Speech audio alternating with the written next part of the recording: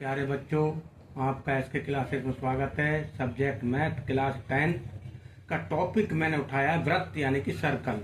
बच्चों को इसमें बड़ा सा कन्फ्यूजन होता है, इसलिए मैंने बेसिक चीज़ें बताने का प्रयास किया है।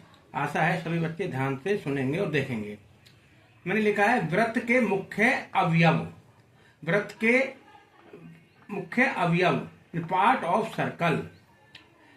सर्कल के अंदर मुख्य चीज होती है केंद्र, जो कि बिल्कुल सेंटर में होता है, इसलिए इसे सेंटर पॉइंट भी कहा जाता है। ये सेंटर पॉइंट हुआ बेटा।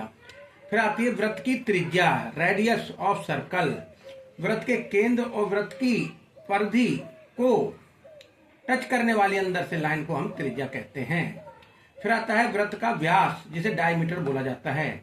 एक ऐसी रेखा जो वृत्त के केंद्र को आर पार कर दे उसे व्यास कहा जाता है। ओके बेटा। अब आती है जीवा, वृत्त की जीवा।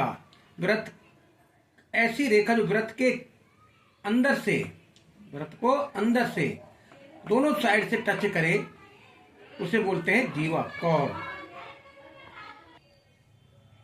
ऐसी रेखा जो वृत्त के अंदर वृत्त की परिधि को यानी सर्कमफ्रेंस को दोनों तरफ टच करे वो वृत्त की जीवा होती है, जिसे इंग्लिश में कहा जाता है कॉर्ड। अब आता है वृत्त का सरकमफ्रेंस यानी वृत्त की परिधि।